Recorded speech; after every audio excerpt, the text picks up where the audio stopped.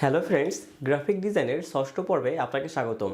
পূর্বের ভিডিওতে আপনারা গ্রাফিক ডিজাইন রিলেটেড অ্যাডোবি ফটোশপের 3টা বেসিক টুল সম্পর্কে জেনেছেন, যে টুলগুলো খুবই গুরুত্বপূর্ণ ছিল এবং আপনি সেগুলো অবশ্যই প্রপারলি প্র্যাকটিস করেছেন। যদি প্র্যাকটিস করে না থাকেন তাহলে আমাদের ভিডিও ডিসক্রিপশন বক্স অথবা আই বাটন চেক করুন, সেখানে আমি আমার ভিডিও লিঙ্কটি দিয়ে দিয়েছি। আপনি অবশ্যই সেগুলো প্র্যাকটিস করে এই ভিডিওটি দেখবেন, এতে করে আপনি আমাদের ভিডিওগুলো সিকোয়েন্স আকারে দেখতে পারবেন।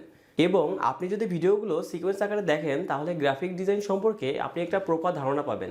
তাই অবশ্যই আপনি পূর্বের ভিডিওগুলো দেখে আসবেন। আজকের এই ভিডিওতে আমরা ফটোশপের আরও কয়েকটি গুরুত্বপূর্ণ টুল সম্পর্কে শেখাবো, যেগুলো হলো blur tool, dodge tool, direct selection tool, zoom tool, rotate tool and বিভিন্ন ধরনের শেপ টুল, যে আপনি কীভাবে বিভিন্ন ধরনের শেপ তৈরি করবেন।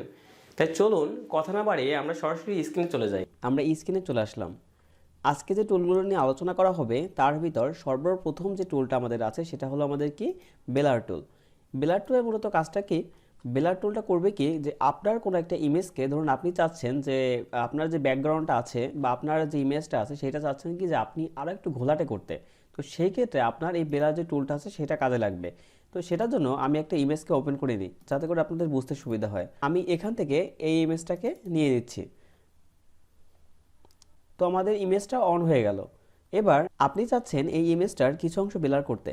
ধরুন আমি এই ইমেজটার যে চোখ দুটো আছে সেই চোখ দুটো ব্লার করব। তার জন্য আমি কি করব, জাস্ট এটাকে আমি জুম করে নিই যাতে আপনাদের বুঝতে আরও সুবিধা হয়। তো এবার আপনি কি করবেন, জাস্ট এখান থেকে ব্লার টুলটাকে সিলেক্ট করুন এবং ঠিক যে জায়গাটাতে আপনি ব্লার করতে চাচ্ছেন সেইখানে আপনি ড্র্যাগ করতে থাকুন। দেখুন আমি যখন এই যে চোখটার উপর আপনি ড্র্যাগ করতেছি তখন কিন্তু দেখেন অটোমেটিক কিন্তু ও কিন্তু ব্লার করে নিতেছে। দেখেন এখানে কিন্তু চোখ যে দুইটা ছিল সেটা কিন্তু ব্লার হয়ে গেছে এবং বাকিটুকু কিন্তু আমাদের ঠিক আছে। তাহলে এইটা ছিল আমাদের ব্লার টুলের কাজ। ব্লার টুলের আরও হিউজ ব্যবহারের জন্য আপনি কি করতে পারেন, আপনি চাইলে এখান থেকে ফিল্টার, দেন ফিল্টার থেকে এখানে ব্লার, দেন এখান থেকে আপনি ব্লার কিন্তু ইউজ করতে পারেন। এখানে দেখুন বিভিন্ন ধরনের ব্লার আছে, যেমন ধরুন ব্লার, তারপরে গসিয়ান ব্লার, লেন্স ব্লার বা মোশন ব্লার। আপনি কিন্তু চাইলে এই বিভিন্ন ধরনের ব্লার কিন্তু চাইলে আপনি ইমেজের ক্ষেত্রে ইউজ করতে পারেন। তো এইটা ছিল আমাদের ব্লার টুলের কাজ। তো চলুন আমরা আমাদের পূর্বের অবস্থায় নিয়ে যাই। তো এটা ছিল আমাদের পূর্বের ইমেজটা। এবার এরপর যে আমাদের টুলটা আমাদের আছে সেটা কি, আমাদের শার্পেন টুল। শার্পেন টুলটার মূলত কাজ কি জানেন? শার্পেন টুলটা মূলত আপনার যে ফেসটা আছে সেই ফেসটাকে ও একটু বার্ন করে দেবে, মানে কি একটু পুড়িয়ে দেবে। সেটা কীভাবে? ধরুন আপনি যখন এই শার্পেন টুলটাকে সিলেক্ট করে যে কোনো একটা মুখের উপর, ধরুন এই ইমেজটার মুখের উপর যদি আপনি ড্র্যাগ করতে থাকেন দেখবেন অটোমেটিকভাবে, দেখুন এই যে ও কিন্তু মুখটাকে কিন্তু একটু একটু পুড়িয়ে দিচ্ছে, তাই না? এটা আছে আমাদের শার্পেন টুলের কাজ। এবার এরপর যে আমাদের টুলটা আছে সেটা আমাদের কি, স্মাশ টুল।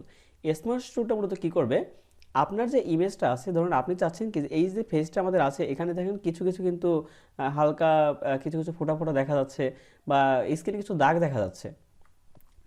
তো আপনি চাচ্ছেন যে এই দাগগুলো থাকবে না, এই ফেসটাকে আপনি আরও স্মুথ করতে চাচ্ছেন। তো সেই ক্ষেত্রে চাইলে আপনি স্মাশ টুলটাকে ইউজ করতে পারেন। তো সেইটা জাস্ট আপনি স্মাশ টুলটাকে সিলেক্ট করবেন এবং যেখানে ঠিক আপনি কাজ করতে চাচ্ছেন সেখানে গিয়ে আপনি জাস্ট ক্লিক করুন। দেখুন যখনই আপনি ক্লিক করবেন এখানে কিন্তু অটোমেটিক ও কিন্তু নিয়ে নিয়েছে এবং কিন্তু আরও ফেসটাকে কিন্তু আরও বেশি বেশি স্মুথ করতেছে। ওকে, তো এগুলো ছিল আমাদের মূলত এই 3টে টুলের কাজ, যার ভিতরে আমাদের ছিল কি বেলার টুল, শার্পেন টুল এবং স্মাশ টুল। ওকে, তাহলে আমি ইমেজটাকে আবার পূর্বের অবস্থায় নিয়ে যাই। আমি ইমেজটাকে পূর্বের অবস্থায় নিয়ে আসলাম। এবার আমাদের যে টুলটা আছে সেটা আমাদের কি, ডস টুল। ওকে, ডস টুলটা দিয়ে মূলত আমরা কী কাজ করব, ধরুন আপনার এই ইমেজটায় যে ফেসটা আছে সেটা ধরেন আপনার কাছে একটু ব্ল্যাক মনে হচ্ছে বা আপনার মনে হচ্ছে যে আপনি চাইলে যদি এখানে আরেকটু আলো দিতেন বা যদি আরেকটু ফর্সা হতো তাহলে হয়তো ভালো হতো। তো সেই ক্ষেত্রে আপনি চাইলে এই ডস টুলটাকে কিন্তু ইউজ করতে পারেন। ডস টুলটার কাজ হলো কি, যে এই ইমেজটাকে আরও ফর্সা করা। তো সেটার জন্য আপনি কী করবেন, ডস টুলটাকে সিলেক্ট করুন এবং এখান দিয়ে জাস্ট যেটুকু আপনি ঠিক ফর্সা করতে চাচ্ছেন বা যেটুকু আপনি ব্রাইট করতে চাচ্ছেন তার উপর দিয়ে ড্র্যাগ করুন। দেখুন এখানে কিন্তু অটোমেটিক ফর্সা হচ্ছে। আপনি যত চাবেন, আপনি যদি চান যে অনেক অনেক ফর্সা করতে, দেখেন আপনি কিন্তু এখানে অনেক অনেক অনেক ফর্সা করতে পারবেন এই ডস টুলের মাধ্যমে। ওকে, তাহলে আমরা আবার পূর্বের অবস্থায় নিয়ে যাই। এরপর যে আমাদের টুলটা আছে সেটা আমাদের কি, বার্ন টুল। নামটা শুনেই বোঝা যাচ্ছে যে বার্ন মানে কি, পোড়ানো। মানে আপনার ইমেজটাকে জাস্ট ও কিন্তু আস্তে আস্তে অনেক কালো করে দেবে। জাস্ট আপনি সেই বার্ন টুলটাকে আবার সিলেক্ট করুন এবং এই যে ইমেজটা আছে সেই ইমেজটার উপর ড্র্যাগ করতে থাকুন। দেখুন যখনই ড্র্যাগ করবেন কিন্তু অনেক অনেক করে, যত পরিমাণ আপনি ড্র্যাগ করবেন ও তত পরিমাণ কালো করবে, আপনার মুখটাকে আস্তে আস্তে অনেক পুড়িয়ে দেবে। ঠিক আছে, তো এইটা ছিল আমাদের বার্ন টুলের কাজ। তো চলুন আমরা ইমেজটাকে আবার পূর্বের অবস্থায় নিয়ে যাই। এবার আমাদের যে টুলটা আছে সেটা কি, আমাদের স্পঞ্জ টুল।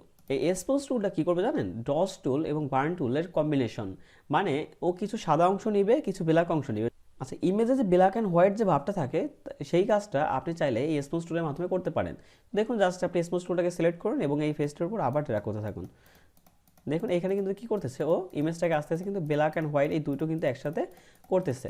তো এইটা ছিল আমাদের কি এই স্মুজ টুলের প্রধান কাজ। তো আমরা আরও 3টি টুল শিখলাম, যার ভিতর কি ছিল আমাদের ডস টুল, বার্ন টুল এবং স্পঞ্জ টুল। তাহলে আমরা ইমেজটাকে আবার পূর্বের অবস্থায় নিয়ে যাই। এবার আমাদের আর যে টুলটা আছে সেটা আজকে আমাদের পেন টুল এবং টেক্সট টুল। আচ্ছা, আমি আজকের এই ভিডিওতে এই পেন টুল আর টেক্সট টুলটা দেখাচ্ছি না।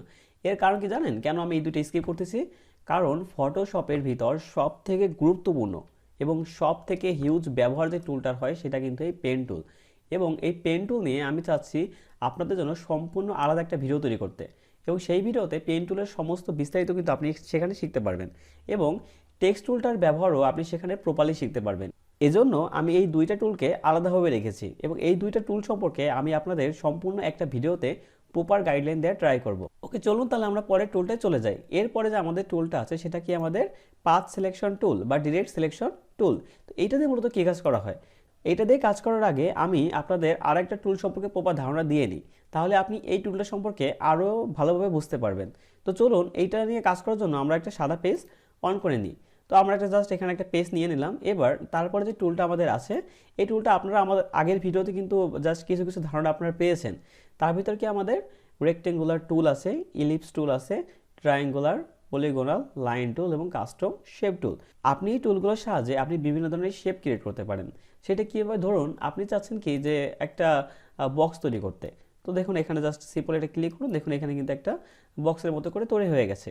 এবার আপনি চাইলে এই শেপটার ফিল কালার এবং স্ট্রোক কালার পরিবর্তন করতে পারেন। ওকে, এবার আপনাদের মনে প্রশ্ন আসতে পারে যে ফিল কালার বা স্ট্রোক কালার এই দুটো আবার কি? ফিল কালারটা হলো কি যে এই যে ইমেজটা, এই ইমেজটার দুইটা কালার আছে। একটা হচ্ছে কি সাইডে এই যে বর্ডারগুলো যে দেখতে পাচ্ছেন না, এই বর্ডারগুলো যে আছে এইগুলোকে বলা হয় স্ট্রোক কালার, এবং ভিতরে যে কালারটা আছে সেটা হচ্ছে ফিল কালার। যেহেতু এখানে দুইটা কালারে দেখুন এই যে fill colour and stroke colour দুইটা কালার যেহেতু ব্ল্যাক, সেজন্য আপনারা ফিল আর স্ট্রোক প্রপারলি বুঝতে পারতেছেন না। তো সেটার জন্য আমি কী করব, আমি জাস্ট এখান থেকে ফিল কালারটাকে চেঞ্জ করে দিই। তো ফিল কালারটাকে চেঞ্জ করার জন্য আপনি সিম্পল এখানে ক্লিক করুন, দেন এখান থেকে ধরুন যে কোনো একটা কালার আমরা নিয়ে নিলাম, ধরুন আমরা রেড নিলাম। ওকে, রেড যখন সিলেক্ট করবেন এবার স্ট্রোক যে কালারটা আছে না, এবার স্ট্রোক কালারটার জাস্ট আমরা পিক্সেলটাকে আরেকটু বাড়িয়ে দিই ভালোভাবে বোঝার জন্য। ধরুন আপনি এখান থেকে 8 করে দিলাম। এবার দেখুন এবার কিন্তু দুইটা কালার কিন্তু বোঝা যাচ্ছে। দেখুন এবার এই ভিতরে যে আমাদের রেড যে কালারটা আছে আমাদের, এই রেড কালারটাকে বলা হয় হচ্ছে ফিল কালার, এবং বাইরে যে কালারটা আমাদের আছে দেখতে পাচ্ছেন যে বর্ডারের মতো দেখা যাচ্ছে, এটাকে বলা হয় হচ্ছে স্ট্রোক কালার। এবার তারপরে কি আছে আমাদের ইলিপস টুল। ইলিপস টুলের মাধ্যমে আপনি কী করতে পারবেন, জাস্ট আপনার রাউন্ড যে শেপগুলো আছে সেগুলো আপনি প্রেস করতে পারবেন। যদি আপনারা অল্টার আর শিফট প্রেস করে ধরেন তাহলে কিন্তু এটা একেবারে পুরো গোলাকার হবে, এবং যদি ছেড়ে দেন তাহলে আপনি চাইলে যে কোনো আকারের, যেমন আপনি চাচ্ছেন যে এইভাবে তৈরি করতে বা এইভাবে তৈরি করতে, আপনি যে কোনো আকারের শেপ তৈরি করতে পারেন। ধরুন আমি চাচ্ছি যে এইভাবে একটা শেপ তৈরি হোক। এবার আপনি চাচ্ছেন যে কি এখানে এই কালারটা থাকবে না, এখানে অন্য একটা কালার দিব, আমরা স্ট্রোক কালারটা চেঞ্জ করব। তো স্ট্রোক কালারটা চেঞ্জ করার ক্ষেত্রে আপনারা জাস্ট সিম্পলি স্ট্রোকের উপর ক্লিক করুন, এবং এখান থেকে ধরুন আমি চাচ্ছি যে এবার স্ট্রোক কালারটা রেড থাক এবং আমাদের যে ফিল কালারটা আছে সেটা আমাদের ব্ল্যাক থাক। এবার দেখুন এখানে তাই হয়ে গেছে যে আমাদের ফিল যে কালারটা ছিল সেটা কিন্তু আমাদের ব্ল্যাক হয়ে গেছে, এবং স্ট্রোক যে কালারটা ছিল সেটা আমাদের রেড হয়ে গেছে। এবার এই প্রত্যেকটা টুল দিয়ে আপনি বিভিন্ন ধরনের অনেক কিছু শেপ আঁকতে পারেন, যেমন ট্রায়াঙ্গেল দিয়ে আপনি চাইলে একটা ত্রিভুজ আঁকতে পারেন। এবার আপনি যদি চান যে পলিগোনাল টুল আছে, এবার পলিগোনাল দিয়ে আপনি একটা পলিগন আঁকতে পারেন। এরপর পলিগোনাল টুল দিয়ে আপনি চাইলে পলিগন আঁকতে পারেন। এখানে একটা ধরেন পলিগন আঁকলেন, তারপর এখান থেকে ধরেন আপনি চাইছেন যে এখানে এই পলিগনের 1টা 2টা 3টা 4টা 5টা এখানে কর্নার আছে, আপনি চাচ্ছেন যে অনেক হিউজ কর্নার দিতে। তো এখান থেকে জাস্ট আপনি কর্নারগুলো কিন্তু বাড়াতে পারেন। দেখুন এখানে কিন্তু অনেক কর্নার হয়ে গেছে। তো আমি চাচ্ছি যে ধরুন এই কটা কর্নার থাক। দেখুন আমি ঠিক যে কটা কর্নার চাবো কিন্তু সেই কটা কর্নার আমাদের এসে গেছে। এবার আপনি যদি চান যে দেখুন এখানে প্রত্যেকটা যে শেপ আমি এঁকেছি তার ভিতরে কিন্তু প্রত্যেকটাতেই ফিল কালার এবং স্ট্রোক কালার আছে। তো আপনি যদি চান যে এবার ধরুন এই প্রথম ইমেজটার ক্ষেত্রে শুধু ফিল কালার থাকে, স্ট্রোক কালার আমাদের দরকার নেই, তো সেক্ষেত্রে আপনি কী করবেন, এখান থেকে জাস্ট এই যে স্ট্রোক কালার উপর ক্লিক করুন, দেন এখানে নান করে দেন। নান যখনই করে দেবেন দেখুন স্ট্রোক কালারটা কিন্তু নান হয়ে গেছে।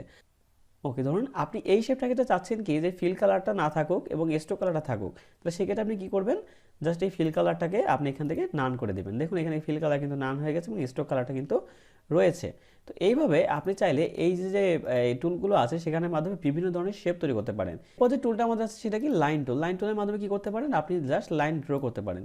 জাস্ট আপনি লাইন ড্র করুন, এখানে তারপর স্ট্রোক কালারটা আপনি জাস্ট দিতে পারেন, এখানে কালার দিলেই দেখবেন যে অটোমেটিক কিন্তু একটা লাইন কিন্তু ড্র হয়ে গেছে। ওকে, এরপর আমাদের যে টুলটা আছে সেটা আমাদের কি কাস্টম শেপ টুল। কাস্টম মানে বোঝাই যাচ্ছে যে কি করতে পারেন, আপনি চাইলে নিজের ইচ্ছে মতো করে আপনি চাইলে শেপ তৈরি করে ক্রিয়েট করতে পারেন, বা আপনি চাইলে অন্য কোনো জায়গা থেকে কাস্টম শেপগুলো ডাউনলোড করতে পারেন। যখনই আপনি কাস্টমের উপর ক্লিক করবেন, ফটোশপের ডিফল্ট কিছু কাস্টম শেপ আছে যেগুলো আপনার এই উপরে শো করবে।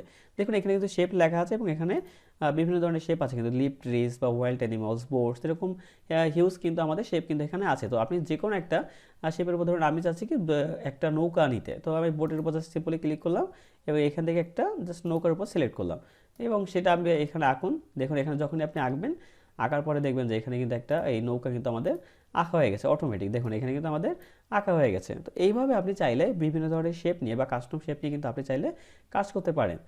ওকে, তাহলে আমরা আবার পূর্বের অবস্থায় ফিরে যাই। আমরা পূর্বের অবস্থায় ফিরে গেলাম। এবার এরপর যে আমাদের টুলটা আছে সেটা কি আমাদের রোটেট টুল। ওকে, রোটেট টুল এটা তো বুঝতেই পারতেছেন যেটা কি করবে, আপনার ইমেজকে জাস্ট ও ঘুরাবে। এটা চাচ্ছেন যে আপনি লম্বালম্বিভাবে এই ইমেজটাকে রাখতে, তো সেটা কি করবেন, জাস্ট এখানে নিয়ে এরকম ঘুরাইতে থাকেন। দেখেন যেভাবে ঠিক আপনি ইমেজটা, আপনি যদি এইভাবে রাখতে চান এইভাবে রাখবেন, যদি এইভাবে রাখতে চান তাহলে এইভাবে রাখবেন। আপনার মন ঠিক যেভাবে চায় আপনি সেইভাবে কিন্তু ইমেজটাকে রাখতে পারেন। এরপর যে আমাদের টুলটা আছে সেটা হচ্ছে আমাদের জুম টুল। জুম টুলটা মূলত কি করবে, একটা ইমেজকে অনেক জুম করবে। ধরুন জুম করা বলতে কি বোঝাচ্ছে, ধরুন আমি এই ইমেজটার ক্ষেত্রে আমি চাচ্ছি কি যে এই যে স্পটগুলো আছে সেই স্পটগুলোকে প্রপারলি বোঝা যাচ্ছে না। তো আপনি চাইলে এই জুম টুলের সাহায্যে খুব সহজেই এইগুলোকে মানে ইমেজটাকে জুম করে আপনি কাজ করতে পারেন, তাতে আপনার কাজ করতে সুবিধা হবে। ধরুন যখন আপনি এই জুম টুলটাকে সিলেক্ট করে জাস্ট এখানে এরকম ড্র্যাগ করবেন, দেখুন এ কিন্তু অনেক দূর পর্যন্ত জুম করবে। তখন আপনার দেখুন এখন কিন্তু প্রপারলি কিন্তু এই স্পটগুলোকেই বোঝা যাচ্ছে। তখন সিম্পলি আপনি কী করবেন, জাস্ট হেলিং ব্লাস টুলটা ইউজ করবেন, দেন এখানে জাস্ট ক্লিক করবেন, দেখুন এখানে কিন্তু অটোমেটিক রিমুভ হয়ে যাবে। তো এইভাবে আপনি চাইলে কিন্তু জুম করে কিন্তু কাজ করতে পারেন। এবার যে টুলটা নিয়ে আমরা আলোচনা করব সেটা হলো আমাদের কি পাথ সিলেকশন টুল বা ডিরেক্ট সিলেকশন টুল, যেটা নিয়ে আমি বলেছিলাম যে আমি এটা নিয়ে পরে আলোচনা করব। তো এটা বোঝার জন্য আপনার প্রথমে কি করতে হবে, ধরুন আপনি একটা শেপ নিয়ে নিলেন। এবার এই শেপ যেটা আপনি নিলেন সেটা কি করা যাবে জানেন, নর্মালি কিন্তু আপনি চাইলে এটাকে কিন্তু আপনি মানে এই কোণা ধরে আপনি যখনই টান দেবেন দেখুন এখানে কিন্তু টোটাল যে আমাদের শেপটা সেটা কিন্তু ছোটো বড়ো হচ্ছে, ঠিক আছে। আপনি চাইলে কিন্তু একটা কোণা কিন্তু আপনি ছোটো বড়ো করতে পারতেছেন না, তাই না। তো সেই ক্ষেত্রে আপনি কিন্তু এই যে পাথ সিলেকশন টুল এবং ডিরেক্ট সিলেকশন টুল আপনি কিন্তু এটা ইউজ করতে পারেন। যখনই আপনি এই ডিরেক্ট সিলেকশন টুলটাকে ক্লিক করবেন এবং এখানে দেখুন এখানে জাস্ট দুটো ক্লিক করে আপনি কিন্তু এই শেপটাকে জাস্ট আপনার নিজের ইচ্ছে মতো করে আপনি কিন্তু যে কোনো দিকে নিতে পারেন। ধরুন আমি চাচ্ছি যে এই শেপটা এইভাবে থাক, তো আপনি জাস্ট এইভাবে নেন অ্যান্ড ইয়েস প্রেস করুন, দেখুন আপনি ঠিক যেভাবে চাচ্ছেন সেইভাবে কিন্তু আপনার এই ইমেজটা কিন্তু বা আপনার শেপটা কিন্তু সেইভাবে ক্রিয়েট হয়ে গেছে। তো এই পাথ সিলেকশন টুল বা ডিরেক্ট সিলেকশন টুলের মাধ্যমে কিন্তু আপনি এইভাবে কিন্তু আপনার কাস্টম শেপ তৈরি করতে পারেন বা নিজের ইচ্ছা মতো কিন্তু আপনি শেপকে আপনার যে কোনো ডিজাইনে কিন্তু আপনি রূপান্তরিত করতে পারেন। তো এইগুলো ছিল আমাদের মূলত কি পাথ সিলেকশন টুল বা ডিরেক্ট সিলেকশন টুলের কাজ। আজকের ভিডিওটি এই পর্যন্তই। আজকে যে টুলগুলো আমরা শিখলাম সেগুলোকে আমাদের কি blur tool, dodge tool, direct selection টুল, শেপ টুল, রোটেট টুল এবং জুম টুল। আপনারা অবশ্যই টুলগুলোর প্রপারলি প্র্যাকটিস করবেন। ভিডিওটি ভালো লাগলে অবশ্যই লাইক, কমেন্ট অ্যান্ড শেয়ার করতে ভুলবেন না। এবং ভিডিও নিয়ে যে কোনো ধরনের প্রবলেমের সম্মুখীন হলে অবশ্যই আমাদের ইউটিউবের কমেন্ট বক্সে বা আমাদের ফেসবুক গ্রুপে যোগাযোগ করুন। আমরা অবশ্যই আপনার সমস্যার সমাধানের জন্য ট্রাই করব। তো সবাইকে অসংখ্য ধন্যবাদ জানিয়ে আমি আমার ভিডিওটি আজকে শেষ করছি।